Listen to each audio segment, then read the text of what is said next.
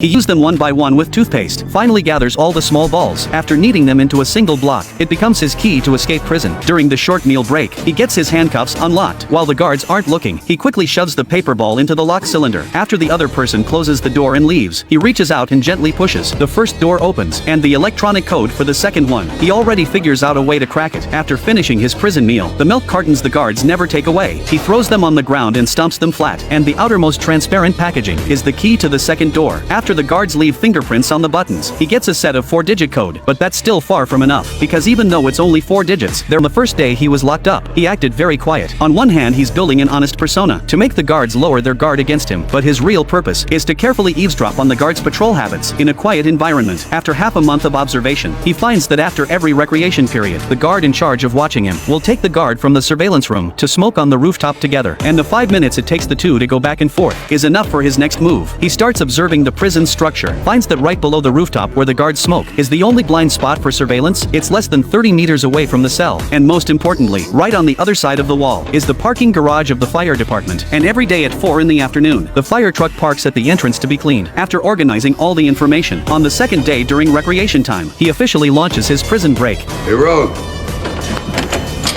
Yeah. Got the time? Fuck you care. You got a date? No. Maybe you got a sister or cousin. You get your head smashed? No, not really. It's 5 to 4. Wise ass.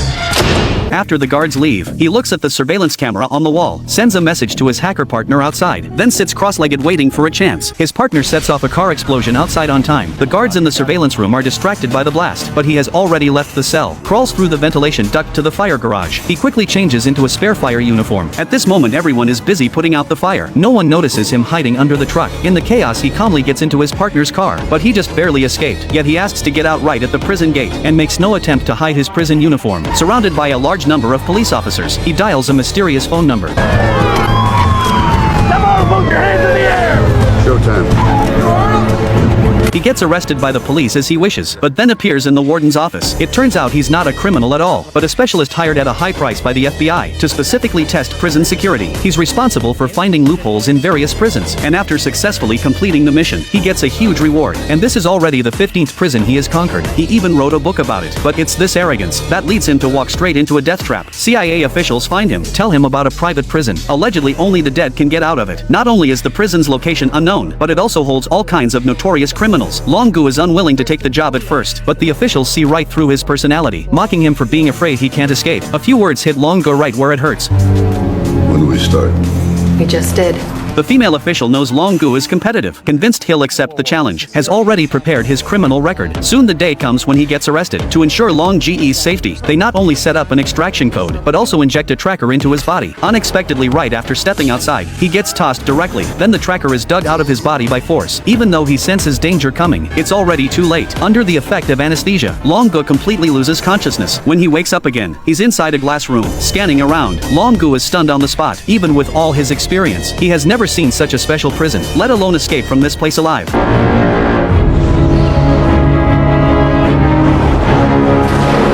Floating transparent single cells, masked guards with guns, and 24-hour close-up surveillance makes the always confident Long Gu want to back out. So after meeting the warden, he says the extraction code right away, thinking he can end this game. But to his surprise, the warden completely ignores him.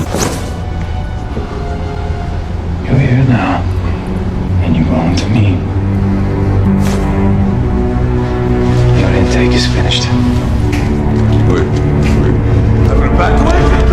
Refusing to give up, he still tries to escape, but after observing carefully, he finds this prison compared to the previous Child's Play is simply an unbreakable fortress. There's no sunlight here at all. The guards act above the law. Any disobedience and you get beaten to death. The prisoners are used to it, even cheer and applaud on the side, as if everyone is accustomed to it. Long Gu is still shocked by this, but gets bullied for being a new inmate.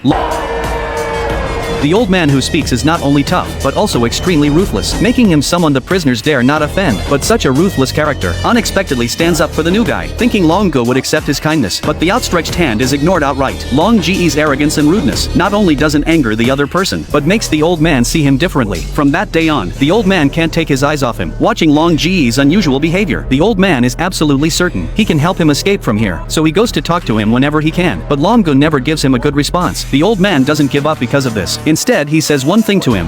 Need a favor? Favor, man.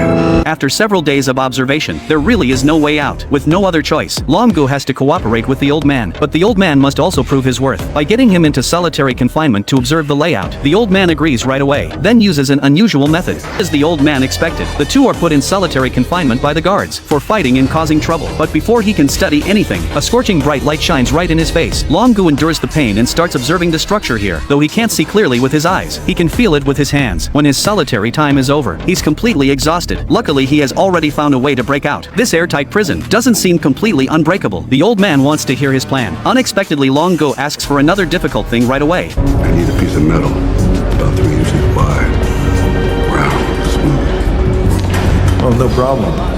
Head to Home Depot, and I'll be right back, okay? If you give me that piece of metal, I might be able to get you out of here. After a moment of hesitation, the old man finally chooses to trust him. He whispers something to the guard, then is taken to the warden. The warden thinks the old man has come to his senses, planning to reveal that secret, only to find the other person is just messing with him. He flies into a rage instantly. Get him down.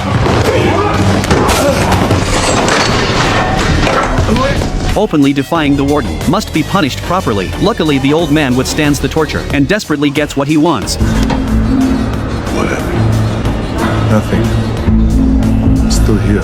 From this moment on, Long-gu confirms the old man is an ally, not an enemy. He reveals his identity to the other person, that he's a professional prison escape artist, and tells him his next plan. He needs to get into solitary confinement again. Only there is a chance to escape. It turns out through observation during this time, he finds the prison is built vertically, which means the prison is likely underground, and there's the sound of water under the solitary cell. He's certain that's where the drainage pipe is. Just climb up the pipe, and he can definitely escape. Let's say you're right.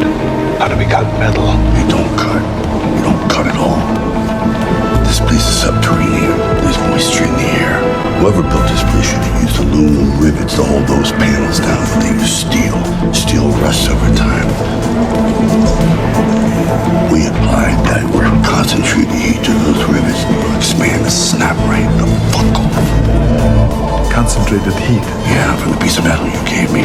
After making the action plan, he brushes his teeth more than a dozen times every day, just to polish the metal piece in his mouth, to make its surface shinier. And before the official operation, he still needs the old man's help. First, I'm gonna need that new version in the box. How much time do you need?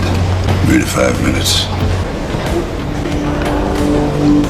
While the old man targets his victim, Long-gu squeezes a piece of bread in his palm. After the old man successfully starts a fight, he joins in the chaos. When the bright light turns on, he's put in solitary confinement as planned. Taking out the smooth, shiny metal piece, he starts executing his escape plan, just as he predicted. After being heated to high temperature, the rivets slowly expand. Long-gu quickly pries them out of the floor, using the same method. After prying out the remaining rivets, he shoves the piece of bread into his mouth, and sends a signal to the old man. The old man instantly goes into a frenzy. His shouts immediately draw everyone's attention in the surveillance room. Not noticing one camera feed is missing, Long-gu has covered the camera with bread. During this short time, he quickly lifts the floor, crawls into the underground space, but the situation here seems different from what he imagined. But it's too late to turn back. He can only climb up the pipe. Meanwhile, the warden in the surveillance room notices the missing camera feed. Then he comes to the solitary cell. The old man hears the noise outside, insults the warden desperately to buy time. After breaking a water pipe, Long-gu finally climbs to the top. However, after opening the hatch, and the guards on the deck are all heavily armed, even if he escapes the prison, he'll drown in the vast ocean. In despair, he has to go back the way he came, but because he broke the water pipe earlier, the solitary cell is already flooded. Luckily, at the last minute, Long-gu finds a way back, returns to the cell before the guards open the door, but the rivets left on the floor still give him away. Yet the always cunning warden attributes everything to water pressure impact. He plans to ask for funds to repair the ship, but accidentally learns Long-ji's identity as a prison escape master. Long-gu was locked up in this special prison because he stood in the way of his superior's profits. The superior's request is simple: not only lock Long-gu up until he dies, but also teach him a lesson regularly. The warden agrees happily, then arranges for someone to watch Long-gu closely, making noise whenever he tries to sleep, beating him with sticks if he falls asleep. After days without rest, Long-ji's physical condition is on the verge of collapse, but the warden doesn't let him go. Every time Long-gu is tortured to the brink, he's sent to the infirmary to be forcibly kept alive. Then the torture repeats, trying to break his will, but even under physical and mental torture, Long-gu never gives up the idea of escaping. He tells the old man this is a ship, and makes another series of plans. Taking advantage of working in the kitchen, the old man secretly gets a dagger, then stabs Long-gu directly indirectly, just to get him into the infirmary. It turns out Long Gu notices the doctor has a secret and wants to get the doctor's help, but the doctor doesn't want to get involved. Never talks to Long Gu, but that's just his cover, and the real purpose is actually a pair of medical equipment. He pretends to fall accidentally, then quickly shoves the needed items into his clothes. Right after he succeeds, the old man also gets a ballpoint pen. The only thing missing now is the glasses worn by the unlucky guy. During dinner that night, the unlucky guy has a bruise on his face, and his missing glasses become Long Ge's escape tool. Combining the three items, he makes a standard sextant. Using the angle between the sea level and the North Star, he can calculate the latitude. If he can climb to the deck at night, he can figure out which sea they're in. But how can he get to the deck? As the warden's key target, neither Long Gu nor the old man can go. To carry out the plan, they must bring in another person, and the most suitable candidate is the bald guy who's always been against him. He won't arouse the warden's suspicion at all. You wanna die? You wanna get out? The bald guy pretends to snitch to the warden, saying someone is planning to escape, but before revealing their identity. After hearing Long Ge's analysis, the old man lights up with joy because he has a contact in Morocco who will spare no effort to rescue him, but getting the message out becomes an even bigger problem. With no other choice, Long Gu goes to the infirmary again. He repeatedly insists he's innocent, trying to awaken the doctor's conscience. After Long Ge's persistent persuasion, the kind-hearted doctor finally softens up, agrees to help him send a message outside. That night Long Gu deliberately knocks on the glass. The warden immediately recognizes it as Morse code, quickly deciphers that there will be a riot in Section C tomorrow. Surveillance also shows him contacting people in Section C, so the warden makes preparations in advance, sending a large number of guards to Section C, but he never expects all this is just Long Ge's trap. The real riot breaks out in Section B. You better be fucking right. The bald guy takes the lead, quickly starts a big fight. Before the warden can react, Long Gu and the two others take down the guards, grab their guns and start escaping, but facing the scanning cameras, Long Gu walks straight toward them. What are you doing? All the cameras are connected. You gotta block them out. Sir!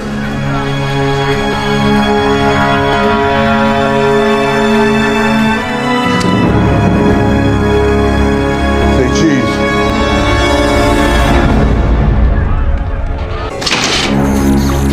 Thinking without surveillance, they can move freely, but the warden is already prepared, orders a full lockdown of the prison. The three climb up desperately, only to find the hatch is locked electronically, can't be opened by force. They have to go back, hurry to find another way out, but unknown to the three, their location has already been exposed. The rescue helicopter is about to arrive, but they're intercepted by the guards. The bald guy gets shot in the waist. The two have to drag him and keep hiding, although Long Gu closes the hatch in time. The bald guy's condition is critical. Time is running out. Long Gu tells the old man and the other to climb to the exit first, while he goes to the control room to turn off the power. But before the backup power starts, they only have 3 minutes to buy time for the old man to escape. The bald guy chooses to stay behind alone. The hatch is soon blown open by the guards. The badly wounded bald guy shoots back after killing several guards. He's finally outnumbered. As the bald guy falls, Long Gu has also entered the control room, knocks off the guard with one punch, quickly cuts off all power. Before the backup power activates, the old man opens the hatch above. The rescue helicopter is already waiting. Although the old man is rescued, Long Gu in the control room is trapped. But while the warden has arrived at the control room, he's certain Long Gu is here, but can't find him no matter how hard he looks. So he tells his men to restore power first, but the second the power restarts, the warden senses something is wrong because he hears the sound of water pressure, and Long Gu is hiding in the water tank. The restarted system automatically depressurizes, sending him right out of the ship's bottom.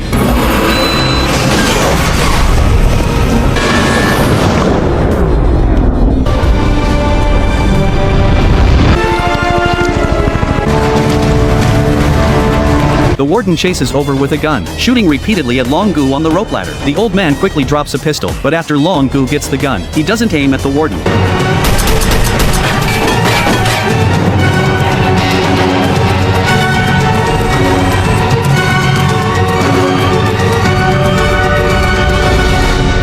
Boom. The two take the helicopter and successfully reach the coast of Morocco, but when they see the people coming to meet them, Long Gu is completely shocked. The eyes and ears inside the agency. Hello, Dad. And she's also my daughter. It turns out the old man is a state governor. The mastermind locked him up on this ship to extort a political secret from him, and the extraction code the woman gave Long Gu earlier is a line from a movie the old man starred in when he was young. No wonder the old man tried to get close to him from the start. Learning everything was the father and daughter's plan. Long Gu isn't angry, instead chooses to make peace. After surviving this life or death experience, they're brothers for life. Later Long Ge's team finds the mastermind. The old man's men take action immediately. He's put into a shipping container with his car. When he wakes up, he's in the middle of the vast ocean.